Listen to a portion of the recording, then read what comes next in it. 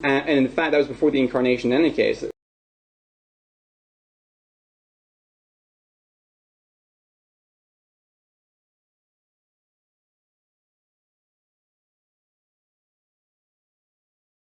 In the Old Testament, in the book of Numbers, chapter 23, verse 19, God said that he is not a man, nor is he the Son of Man. And it is interesting that our Christian friends say that Jesus is the Son of Man.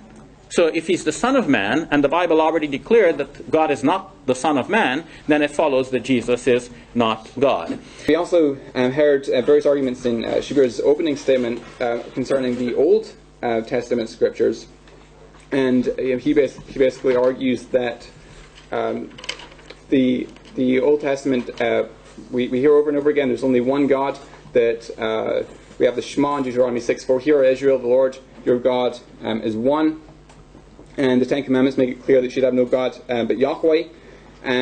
We had a citation from Numbers 23:19, where God says he is not a man. You have to read the context. In Numbers 23:19, he's saying God is not a man that he should lie. In other words, he's not of the character of a man. And in fact, that was before the Incarnation in any case. It was after the Incarnation that Christ, the eternal Son of God, entered into human form. So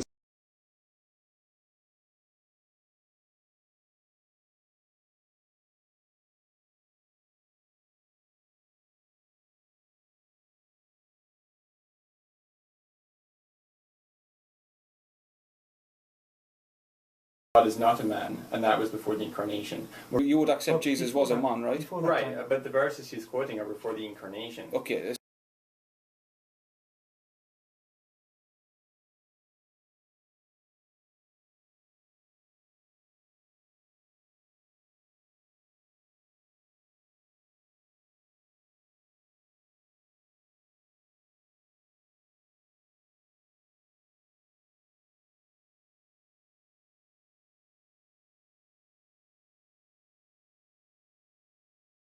Also have the angel of the Lord figure, who is the incarnate God, who actually speaks to people, and people recognize him as Yahweh. For example, in Genesis 32, Yahweh enters into his own creation. It's Genesis chapter 32. That night, Jacob got up and took his 2 wives, his 2 maidservants, and his 11 sons, and crossed the ford of the Jabbok. After he had sent them across the stream, he sent over all his possessions.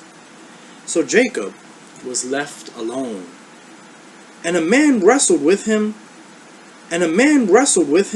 till daybreak. When the man saw that he could not overpower him, he touched the socket of Jacob's hip, so that his hip was wrenched as he wrestled with the man. Then the man said, "Let me go, for it is daybreak." But Jacob replied, "I will not let you go unless you bless me." Then the man asked him, "What is your name?" "Jacob," he answered. Then the man said, "Your name will no longer be Jacob, but Israel, because you have struggled with God and with man and have overcome."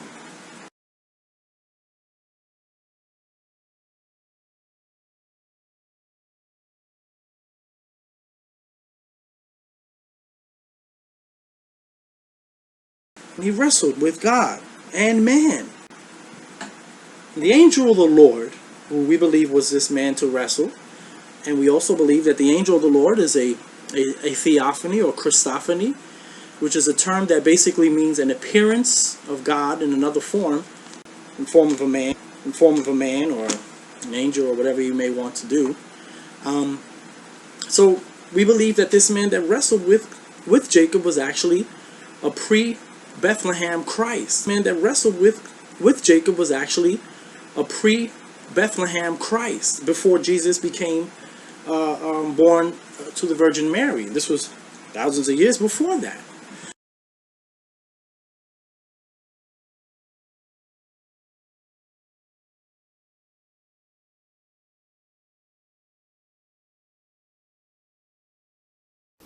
There's Numbers 23, verse 19. God is not a man that he should lie, nor is he the son of man that he should repent. It was about Malachi chapter 3, verse 6. God does not change.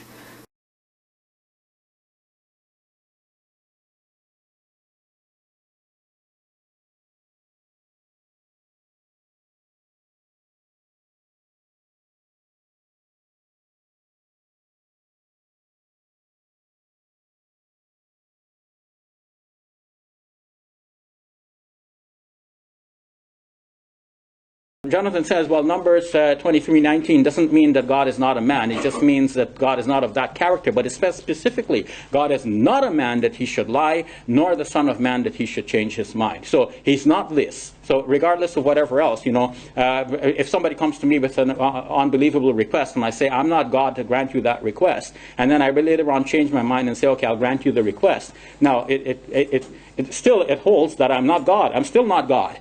But I can grant you a request because later on I realize it's not impossible. So the question of ontology and the question of characters are two different things, and both things are denied in that passage. God is denying that he is a man or the son of man. That's very clear.